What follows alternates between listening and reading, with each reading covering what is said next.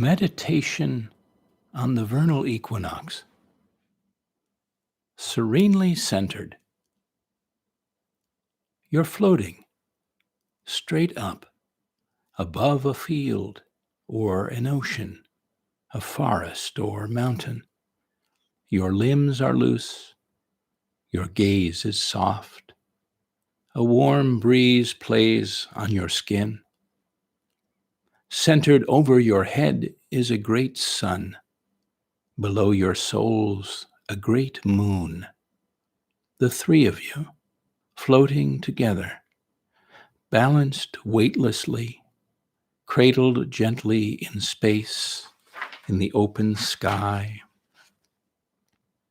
Your three bodies, a trinity of light and lightness, serenely centered with the earth, the fertile earth, your home, your breathing and birthing place, being and becoming place that turns itself now slowly, now surely again to flower at your feet. Good evening, friends and newcomers, far and wide. Welcome, welcome back to another floating poetry broadcast, the fourth in this weekly series, coming to you live by the sea, the brilliant, buoyant sea, by Heartlight from Weekapaug, Rhode Island. This is your poet and poetorialist Colin Goedecke. Tonight, sharing poems of joy, joyfulness with each and all of you. And I thought tonight, have a few quotes that sprang into my consciousness. Two by Rumi, one by the writer Barbara Kingsolver. So the Rumi first. He said, the visible universe has many weathers and variations, more intelligent than intellect and more spiritual than spirit. Muhammad said, don't theorize about essence. All speculations are just more layers of covering. Human beings love coverings. They think the designs on the curtains are what's being concealed. Observe the wonders as they occur around you. Don't claim them. Feel the artistry moving through and be silent. Thank you, Rumi. And by the way, just so you all know that while you're looking at candlelight, I'm reading always by candlelight. So if I pause here and there, it's just because I'm needing to look a little more closely at some of the words and the flickering. So Barbara Kingsolver, apropos of quietness and stillness, taking things in. She had a quote when she said, be still, and the world is bound to turn herself inside out to entertain you. Everywhere you look, joyful noise is clanging to drown out quiet desperation. Barbara Kingsolver. And then before we dive into some poems that I've curated for this evening, one more Rumi, who said, set your life on fire. Seek those who fan your flames. So there are many things I know that I am and we can maybe be joyful about. And just as a frontispiece to that, if you're curious about the image that came with the invitation some of you did get or that you saw posted, that is the Heart Lifter. And he is a character from a one-man show I've introduced and been touring and will continue to tour hopefully by the end of the year or into the new year, depending on what happens with the coronavirus wildness. He's the Heart Lifter, and From Behind the Curtain, that's the name of the show. It's a show of theater on paper where characters come to life with their images and stories. And his story poem is the one you want around when your skies are cloudy and gray, when your spirits have fallen to record lows, when you've forgotten your beauty, all the bounty alive inside you, the heart lifter. I'm sure we have some around us, and we certainly always welcome more of them, heart lifters.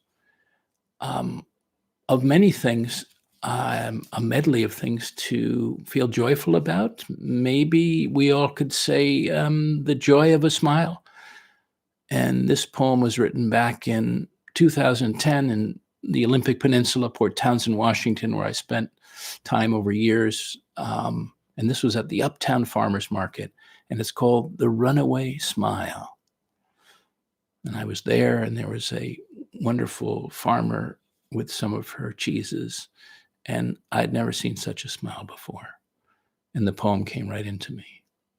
She had a smile you could run away with, a smile blooming sun and soul, marrowstone roses and pasture grasses, ripe blackberries and honest beauty, blue water and red earth. This lady farmer from Mystery Bay, sharing her milkmaid smile and the hawthorned fruits of her alpine goats. The runaway smile. Anyone who's interested in any of these poems from tonight, reach out to me. I'm happy to share them with you in another form. How about the joy of a tree? This was from Cobble Hill, Brooklyn, back in spring of 2018. I did some wonderful poet in residencies there, actually 4 times in a row in Cobble Hill. And this was the weeping cherry, the one weeping so pinkly, profusely over the old iron fence, cannot be weeping with anything but pure joy on a day like today, a made-for-April afternoon for every sidewalk and blossom-eyed sidewalker down Brooklyn Way. And there's the joy of a landscape, dialing back to July of 1998, Sagaponack, New York, out on the east end of Long Island, the South Fork. This poem is called Perhaps Provence. Pedaling behind you and your south of France chapeau, a wide-brimmed beehive buzzing with beauty, your pale linens blousing in the breeze. Pedaling past the purple and gold-swallowed meadow, the chartreuse-stained barn, the soon-to-be sunflowered field of another August, past fountains of blue hydrangea and flocks of rose hips and tiger lilies, down to the absinthe ocean. Perhaps Provence. The joy of a painting.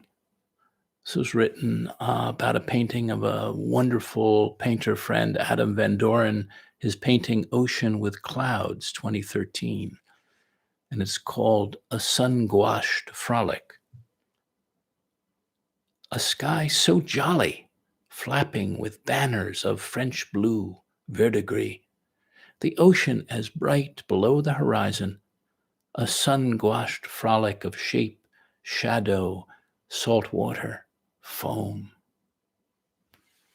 Thank you, Adam, for inspiring that. I've written other poems, inspired paintings I've seen around different parts of the world, the Metropolitan Museum, other places. You never know what's going to inspire the joyful moment.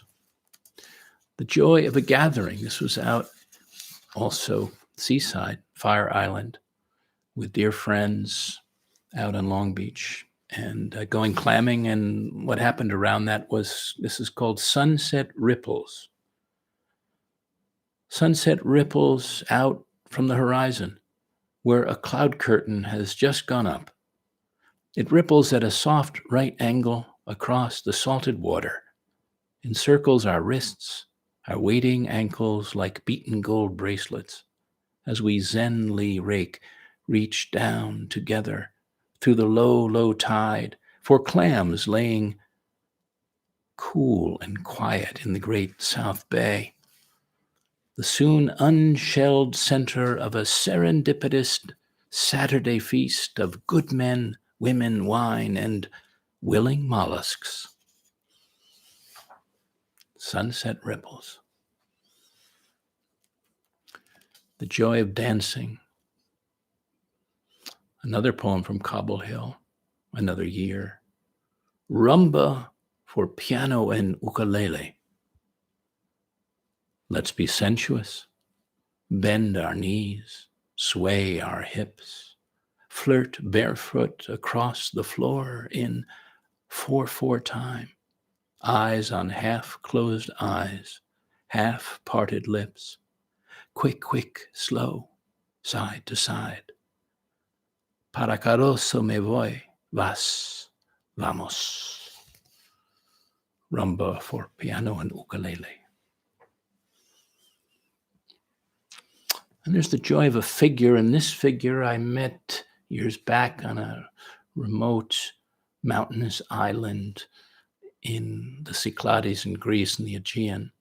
And he was marvelous. And he was so indelible, I couldn't help but writing a poem almost the moment I met him, but certainly the short time I was able to spend with him. And he was called Pape Lefteris, and this is called The Priest. He lives in a blue and white world, in summer and winter stillness, in the refuge of a mountaintop monastery, among pilgrims, icons, saints, seabirds, in the music of his sambuna, a benevolent being, from his life-wise eyes to his blossomed heart, under his black kamalokyan, ashen beard, long robe, and sandaled feet. The Priest.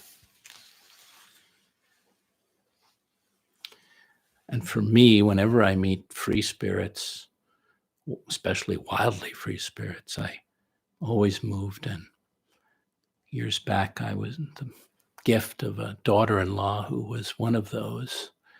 And she had spent a lot of time in Alaska and told me stories of her life and her freeness. And one of the stories she told me inspired this poem. And her name was Elise. And this was written for her, and it's called Elysium.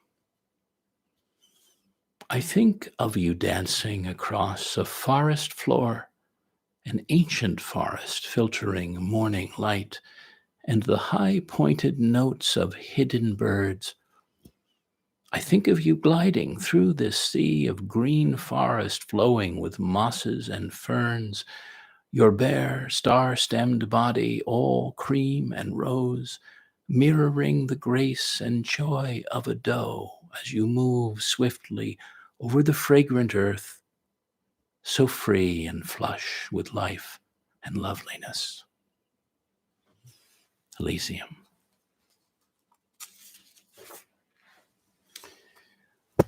Years back, there's a wonderful composer that I've actually since worked with and has scored some of my poems. You've seen Any of the Times of Truce is up on YouTube, and another few pieces on my site for the Olympics, racing, and another. Back in time, before all of that, I watched him performing at Carnegie Hall, and with a sort of a fusion of Indian music and jazz, and it was quite marvelous. And there was a song, a piece called Joyous Meeting, and the group was if I can read that again, sorry, with the candlelight, Pradeep Panjali performing this back in Weil Recital Hall in September of 2009. So the joy of a piece of music, Joyous Meeting, how I felt about it as I literally listened and was writing the poem in my head as it happened, because that's what happens to your poet here. Light shimmers and colors, possibility shimmers as mandolin meets sitar, strings and senses embrace, entwine, hands and hearts dance as tabla beats, as joy flows freely through the veins, through the cream and gold skin of the room, through the skin and breath and bodies in the room. Joyous Meeting.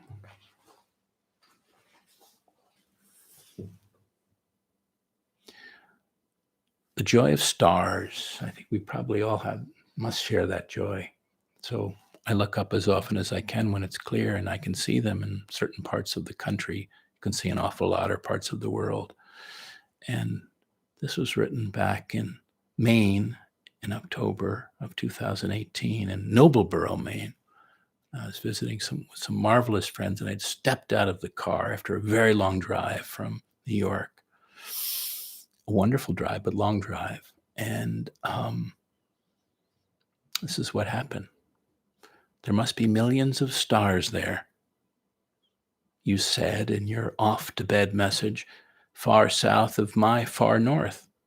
When I stepped from the car I'd entered at dusk, they were spreading out in milky ways over the clear state of night in Maine. When I read your words, I wanted to be standing under them, close together, sharing the wonder, warm arms around each other's waists, filling our eyes and pockets with all the millions.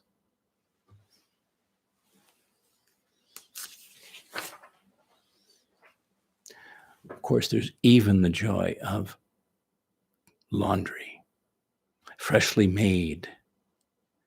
The sheets tumble out of the dryer like warm loaves of bread.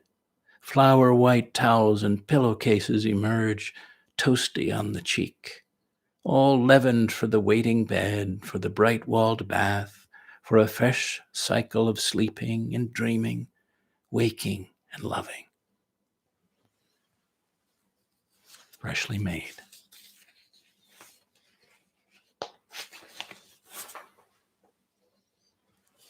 There's always the joy of good friends. And back on my 60th birthday, a few years ago, 2 years ago, in Harlem in New York City, blessings on everybody in New York City. I know it's an extremely challenging time for all of you there, probably more than a lot of places. This poem, Hearing Their Hearts. I move round a candlelit dinner table of 9, wearing a silver-belled stethoscope, lean down over the chairs and shoulders of each dear, so near to me here, friend.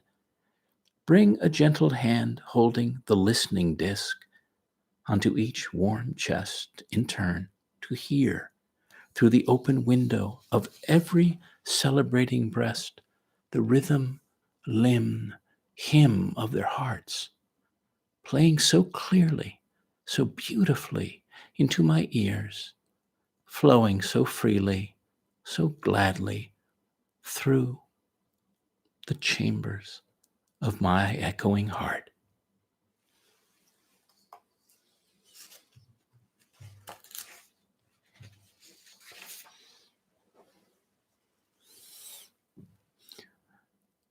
Maybe we should think a little bit about the joy of opening ourselves, opening parts of ourselves that maybe haven't been opened or opened enough as we might like or desire, whether it's our minds or hearts or bodies, psyches, spirits.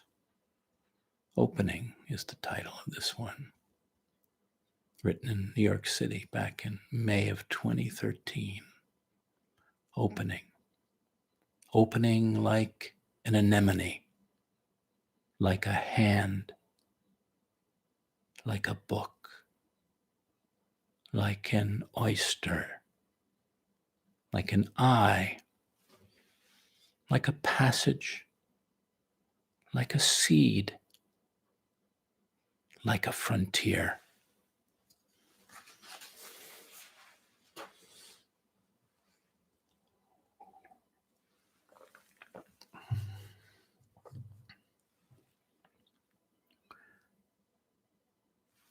I think of the joy of conversation, something I'm thinking of more expansively. It's not a conversation with a person, but with the world, with things, with nature. As a poet, I converse like many other poets with many things. And this poem is the joy of talking with them. It's called I Talk with the Oceans. Yes, and the rivers, the wind and the rain, the wildflowers, the marshes and salt grasses, with the woods and clouds, hills and hidden glades, with the moon half or full, the treetops and the bluely distant mountaintops, sand dunes, sunsets, early frosts, morning mists. Talk with them, all. Sometimes sing to them, with them, in poems on the page, for them.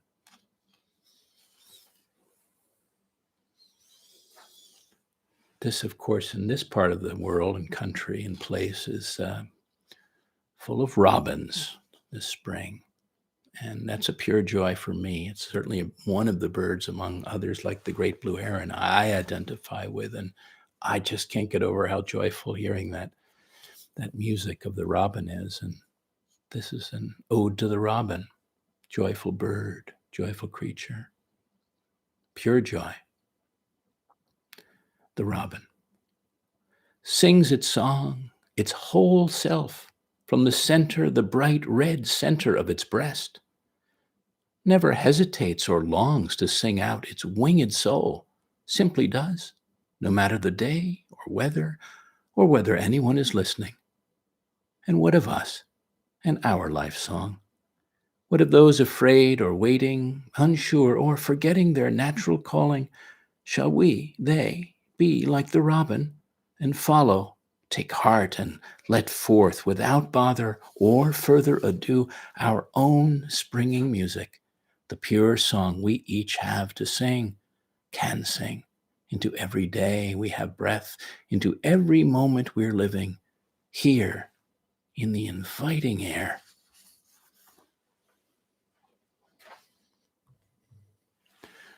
So as we come to the close of tonight's broadcast, two last poems.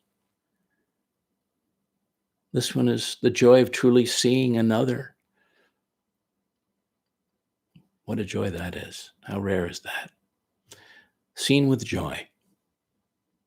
I see you, says the one, emerging from the forest. I am here, says the other, meeting their kinsman in the clearing. The same way African bushmen and women for centuries greeted one another, rejoiced in the seeing and being there for each other. With such exclamation, exultation is how I, maybe you too, desire to be seen, received, and be present to every significant other, friend, loved one, lover. You are here. You see me. I am here. I see you.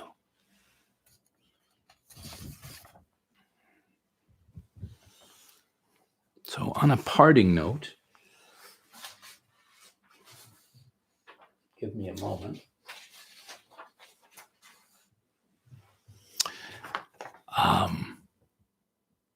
I send us all off for the night in a joyful, I hope, ever more joyful note than before.